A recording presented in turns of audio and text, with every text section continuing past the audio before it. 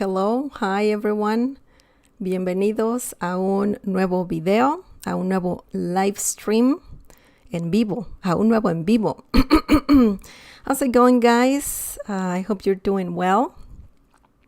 Today we're going to talk about translating, or we're going to translate the English verb to get in Spanish, from English into Spanish. So before we get started, don't forget to subscribe and also click on the bell icon so you can get notified every time I live stream. And I want to give a big shout out to our Cafecito members, Raymond Sather, William Lopez, David Beaver, and KS. Thank you guys for the coffee, and the support is greatly appreciated as well.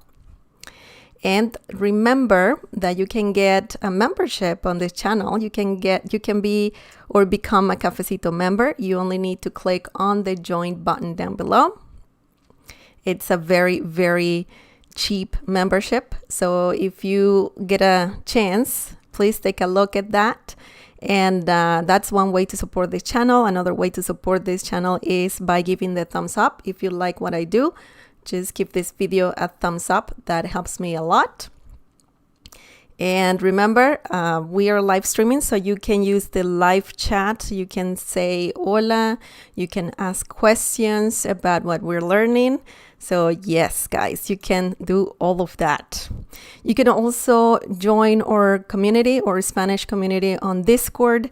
That one is for free, guys. So if you're interested in joining this community where you can talk, you can chat with other members who are learning Spanish, and also you can chat with me.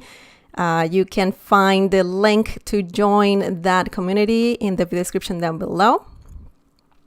And remember, guys, I live stream every Tuesday at 7:30 p.m. Eastern Time. So you know, this is the last live stream of the year. So that's crazy. Thank you so much for being here. I see Michael Welling is in the house. Hola, Michael. And also Maria Grazia Boccolini. Hola, profesora, y saludos a todos desde Roma. Buenas fiestas. Hola, María. Bienvenida. Bienvenidos, chicos. Thank you for being here. Welcome. And let's get started. So, as I was saying a few seconds ago, or a few minutes ago, we're going to talk about how to translate to get in Spanish, okay? Because I know that in English, to get, like, that one has a lot of meanings. It can become a phrasal verb, so you can say something like get down, get up, and so on. So today we're just going to learn the basic meanings, or we're just not using phrasal verbs.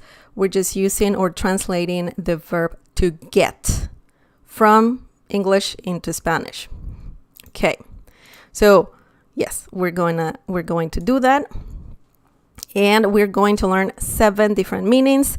Later on, we can talk about different phrasal verbs using the verb to get. As I said, like saying get up, get down, get out, and all of that. But today, we're just going to keep it simple. Michael Hardy, hola. Hola, Michael. We have 2 Michaels. That's great. Welcome, guys. Okay, so the first or the most basic meaning of to get in Spanish, because we don't have to get in Spanish. We don't have something similar in Spanish. We have different verbs for pretty much every single thing. So it's crazy. So the basic translation is obtener, or conseguir. And we're talking specifically about obtaining something, or just you're trying to get something, I don't know, from the store, or from, I don't know, like from anywhere, from your office, from anywhere. So physically you want to get something, okay? So let's look at an example here. Necesito conseguir or obtener mi licencia de manejo.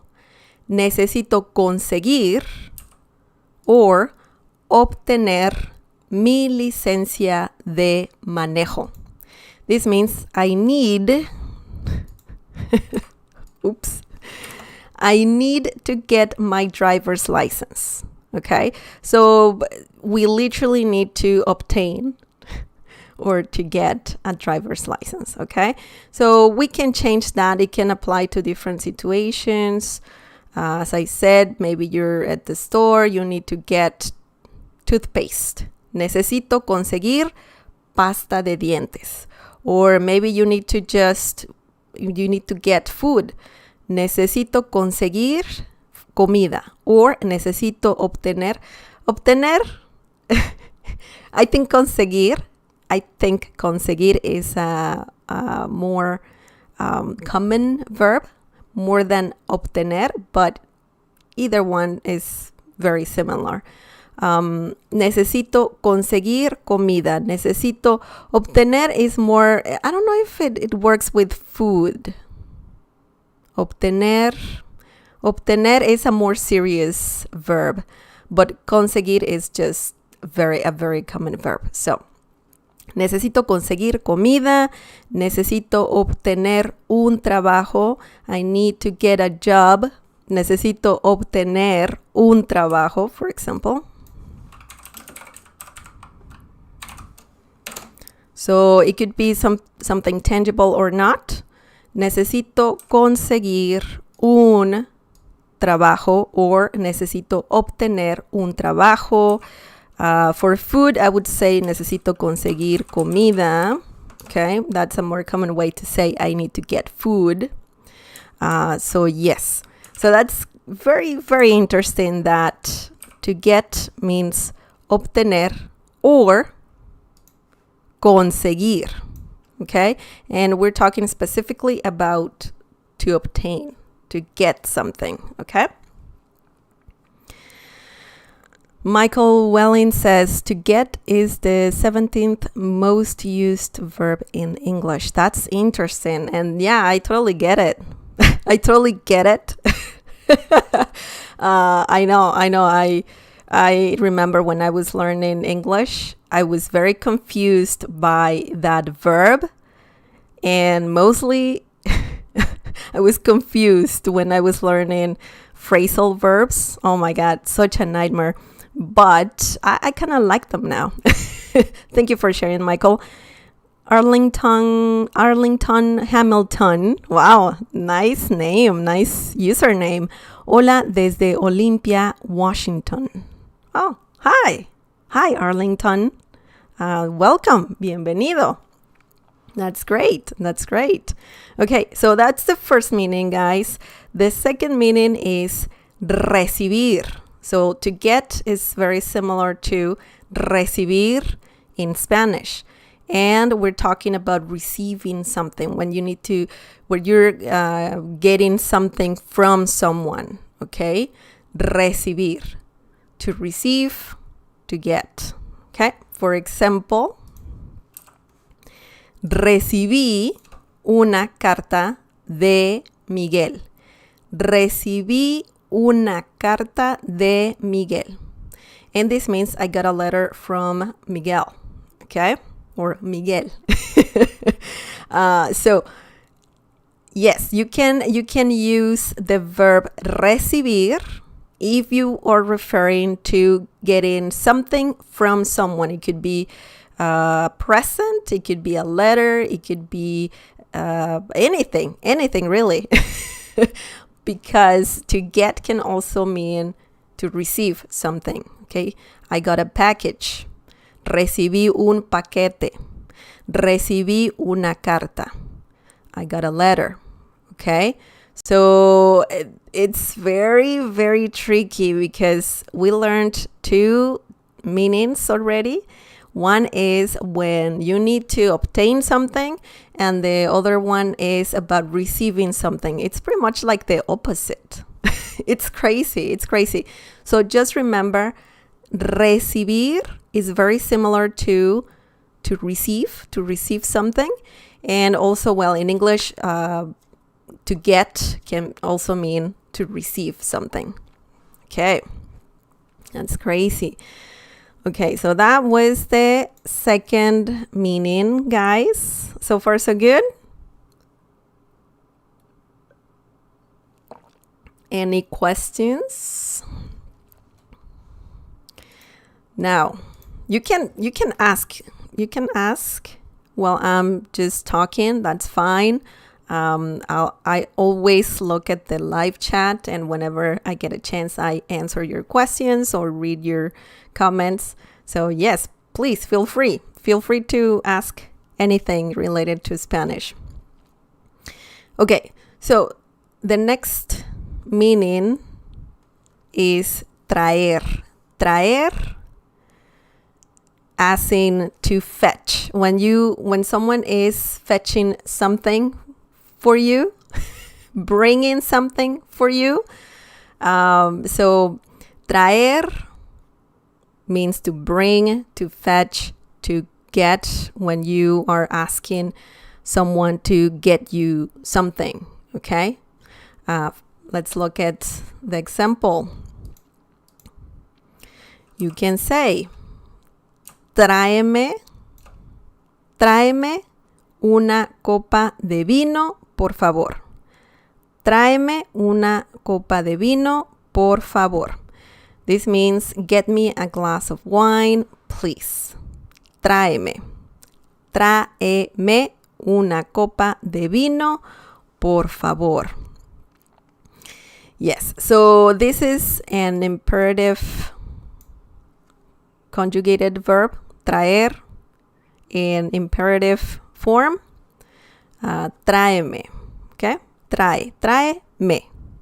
And also it has the a pronoun here, me, tráeme. So yes, you obviously, we can talk about, I have videos about verb conjugations and whatnot. So please feel free to browse my channel for that. But yeah, traer can mean to get, to fetch. Okay? Tráeme una copa de vino. Tráeme un suéter. Bring me a sweater or fetch me a sweater, please, por favor. Or anything that you are asking someone to get you. Okay? Anything. So now you know another meaning of to get in Spanish. That is crazy. Okay, yes. Hello, welcome. Después del accidente quiero conseguir un coche nuevo, pero es el dinero. Conseguir. Yeah, great. Good example, KS. Michael Hardy says, can this be considered rude? If you're talking about this specific verb, traer, or the sentence, tráeme una copa de vino, it's not rude if you say please. Because if you say to someone, tráeme una copa de vino, and the person might be like, okay, why are you not saying please? You need to say please. Please, I mean, in every language, if you say please, it's going to be polite. So just keep that in mind. It's not rude. Also, it depends on the tone that you use. Maybe you can sound a little rude if you say, tráeme una copa de vino. It's different if I say, tráeme una copa de vino, por favor. Okay? So it's a big difference right there. So yeah, it can be rude. It cannot be rude. So it depends. You just need to watch your tone and also include por favor as well. So that's gonna help you sound polite in Spanish. Also, gracias, gracias, por favor. Tráeme una copa de vino, por favor. And then when you get the glass of wine, you can say gracias, muchas gracias. And you're going to be polite. So it's all good. Okay, the next meaning, guys. By the way, great question, Michael. The next meaning is entender. Entender. To get can also be similar to understand when you get something or not. Get it? So, for example, no entendí lo que él dijo. No entendí lo que él dijo. And this means I didn't get what he said. Okay, so you didn't understand what the person said, what this guy said. So keep that in mind, that if you want to say to understand in Spanish, specifically when it's similar to get, to understand, all of that, you can use the verb entender. Entender, okay? ¿Entendiste? Did you get it? Okay, ¿entendiste? Did you get it? So yes, that's very, very interesting. Very interesting. I mean, it's crazy how the verb to get can be very versatile in English. Unfortunately, we don't have that in Spanish. So you need to learn all of these different verbs.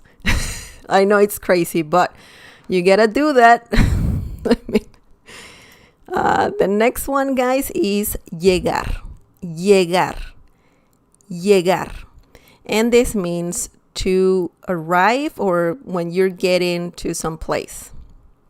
You're getting someplace, like, for example, you're getting home, you're getting to your office, or specifically when talking about places, okay? When you're going from one place to another and you arrive to that place or destination. Okay. Let's look at the example. Miguel llega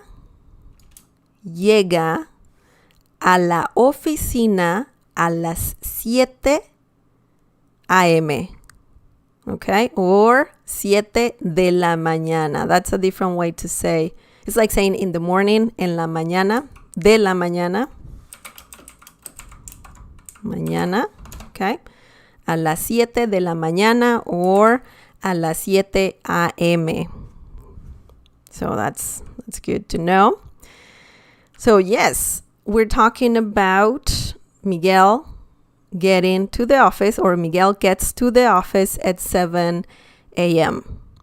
Miguel llega a la oficina. Miguel gets to the office. Okay? So yes, that's how it works as well. And it can be any place. I mean, just like you would use to get when talking about arriving, you can pretty much use the verb llegar for that situation. Okay? That's another verb. Okay, let's see what you're saying, guys. Michael Hardy says we use may as a request. May I have a coffee? May. I mean, you could technically say podria, but then you would have to change a little bit the phrase. Podría traerme. Yeah, it's similar to traer, right? Where was it? Llegar. Yeah. Podría traerme una copa de vino, por favor. So, yes, technically you can also say podría, but then that becomes a question.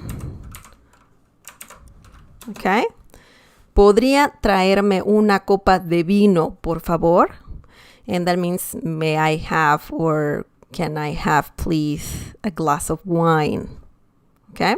So, yeah, there are different ways to say the same thing in Spanish, just like you do in English. You know, there are different ways to say the same thing in English, and it happens the same in Spanish. This is polite. But also you will hear people saying just tráeme una copa de vino, por favor. Okay? And that's totally fine. It's not rude if you say por favor. Yeah. Okay, guys. The next one. Oops. Okay, so that was llegar. The next one is tener. Tener, as in, tener is another versatile Spanish verb. But in this situation, tener can also mean to suffer when you get something constantly. Could be headaches, migraines, pain in general, wherever it is. You can use the verb tener because you're pretty much saying that you're having a pain or suffering from some pain. So it's very, very tricky, very interesting too. So you could say, yo tengo migrañas todo el tiempo. Yo tengo migrañas. That's another tricky word to pronounce. Migrañas todo el tiempo. And this means I get migraines all the time. Okay? So tener is used when you're saying that you're getting something constantly, any pain, okay? Something that bothers you. Could be your elbow, your arm, your leg, your back, anything. Tengo migrañas, tengo dolor. Dolor means pain. So you could say, yo tengo dolor todo el tiempo. I mean, you're kind of vague about pain, but dolor means pain. Okay, I have pain all the time, or I get pain all the time, something like that.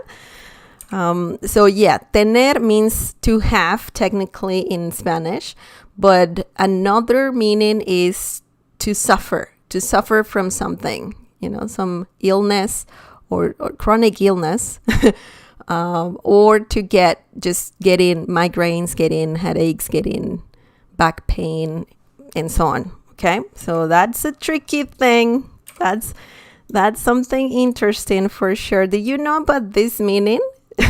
Because it's very, it's not a common thing to talk about when learning Spanish. All of these different meanings that Spanish verbs have. But yeah, this one is very good, very interesting. To suffer also, if you want to, another Spanish verb used to say to suffer is sufrir. Okay, so that's technically a close translation of to suffer. But also tener can be used in those situations. Tengo dolor, tengo migrañas, tengo dolor de cabeza, headaches, and all of that. So yes, that's quite interesting. Okay, now let's see. Any questions, guys?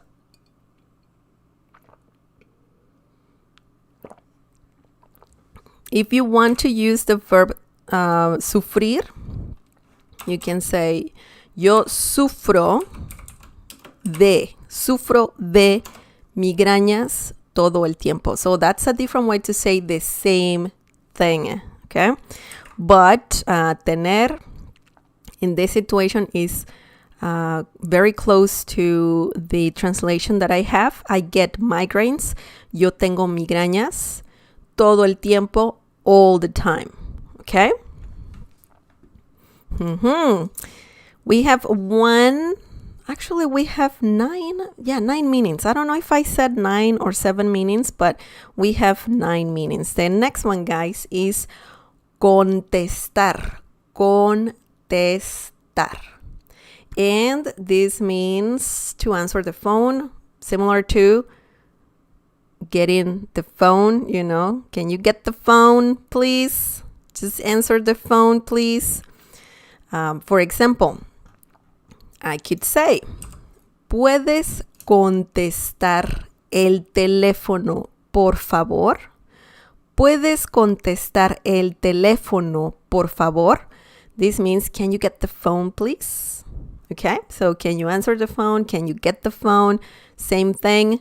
You can use the verb contestar specifically for answering the phone or getting the phone, just getting the phone, answering the phone.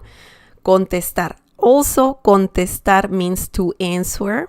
If you're answering questions, you can also use contestar for that. And but specifically in this situation, you can use it if you're talking about answering the phone. Can you get the phone, please? ¿Puedes contestar el teléfono, por favor? Okay, don't forget to say por favor. The next meaning is ganar. Ganar as in to earn. When you're earning money. Money. So let's look at that example, and I see that I have to correct something. Not like that. Okay, so the example reads, ella gana 100 pesos por hora. Ella gana 100 pesos por hora. Okay, so I have 100. I could have it like this too, right? But you can also just write the number. Ella gana 100 pesos por hora. This means she gets 100 pesos per hour. Okay, so this could be also a yearly salary. If you're talking about, I don't know, like 80,000 pesos. Ella gana 80,000 pesos. Okay, so you can change 100 pesos, or I just added pesos here, but you can be talking about dollars or any currency. So yeah, ella gana 100 pesos por hora. She gets 100 pesos per hour. And we're talking about earning, and it's just about money. Okay, ganar also, because I know some people will be like, doesn't ganar mean to win in Spanish? Yes, it also means to win, but it also means to earn. Specifically when earning money. Or you could be talking about, for example, trust. Gana mi confianza. You know, you need to earn my trust. You need to work to be able to, or you have to show me that I can trust you. It's similar to that. But let's just keep it simple. Ganar can be used when earning something like money, your salary, and so on. So similar to get, as in getting paid. Okay. Now, guys, the last one is poner or ponerse. That's a reflexive verb, ponerse. Poner also, well, it's not reflexive in this situation, but if I add ponerse, then I'm just making the verb reflexive. And remember, when we're talking about reflexive verbs, it is pretty much about doing something to oneself. Okay? Like brushing my teeth. I brush my teeth. No one else can do that for me. Cepillarme los dientes. Okay? Or when you're washing your hands, no one else can do it for you. So you have to use reflexive verbs for that, lavarme las manos, lavarse las manos, and so on, okay? So if you want to know more about reflexive verbs, you can check out my previous video about reflexive verbs and reflexive pronouns. I highly recommend you to watch that if you are trying to understand more about reflexive verbs in Spanish. I know that's another thing for sure. Okay. Poner can be used when talking about emotions, and also it's like when you're saying I got sad, or I'm getting sad, I'm getting happy, I'm getting excited, I don't know, and so on. We're talking about emotions, right? Let's read an example, the last example. Me puse triste porque perdí mi cartera. Me puse triste porque perdí mi cartera. And this means I got sad because I lost my wallet. Ponerse triste, ponerse feliz, ponerse, I don't know. It's mostly when you're talking about how you're feeling, okay? Specifically when you're, I don't know, sad, happy, excited, and so on. So you can use poner, the verb poner, when you want to say to get sad, to get happy, to get upset, angry, and so on. So that's another tricky thing for sure. Okay, so do you have any questions, guys? I know it can be very complicated, but we learned 9 different meanings of the verb, of the English verb to get. And I know it's complicated, and I know it's a challenge, but it's not impossible. You just need to learn all of these verbs. Okay.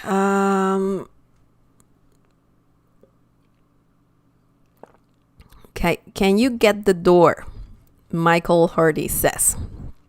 Yeah, that's another thing. That's if you want to say that in Spanish, you can say, there are different ways to say that, but you could say puedes abrir la puerta, por favor, when you are talking about that specific thing.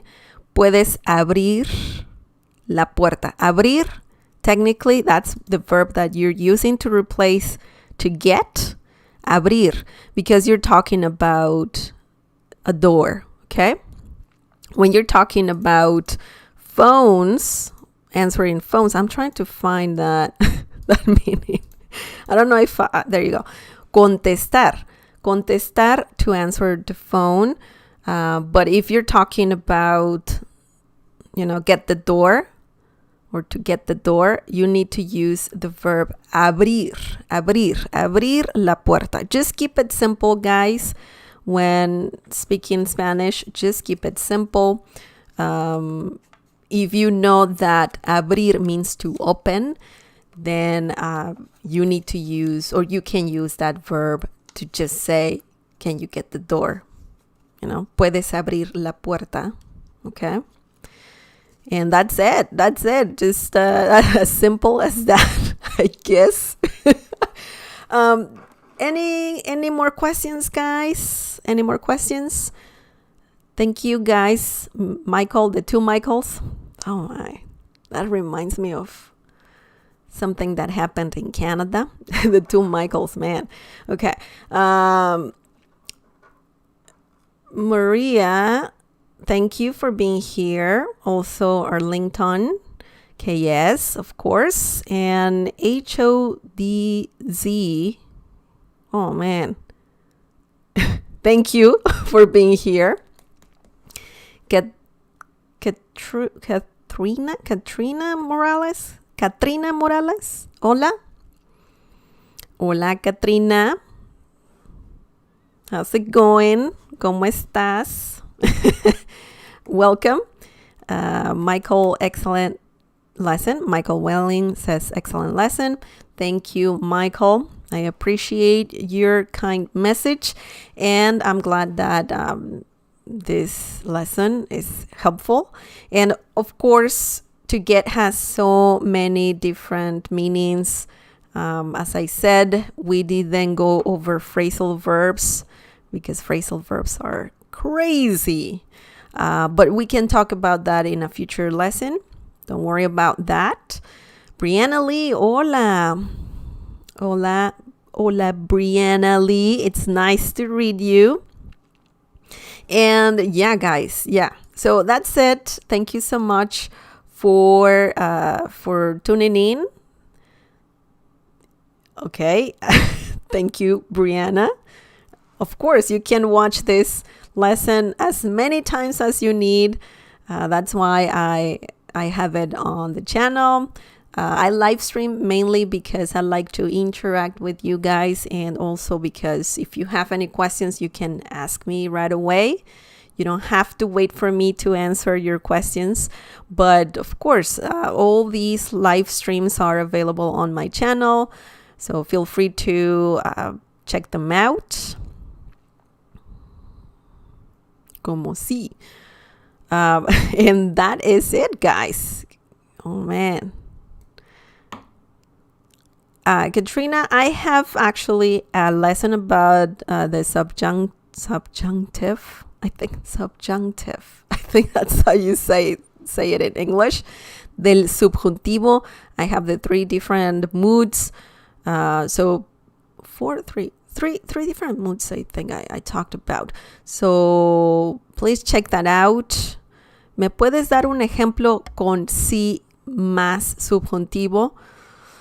Man, what are you trying to say, Katrina? It's better if you tell me, how would you say this in Spanish? As opposed to just tell me this. I don't know. But yes, please, Katrina, just check that out about the subjunctive mood. And que yes, con los verbos va por contexto y tema en el que lo dices. Okay, man, now I see more people. Han L, buenas, Han. And thank you for tuning in. I gotta stop the live stream, guys, because I don't want it to be super long. But thank you for being here, and thank you for for interacting with me, asking me questions. That's also greatly appreciated. And I think, Katrina, I'm going to do another lesson specifically about the subjuntivo, el subjuntivo. So stay tuned for that. If you're not subscribed, please do so, and also just activate that notification bell, because that will tell you when I'm live streaming.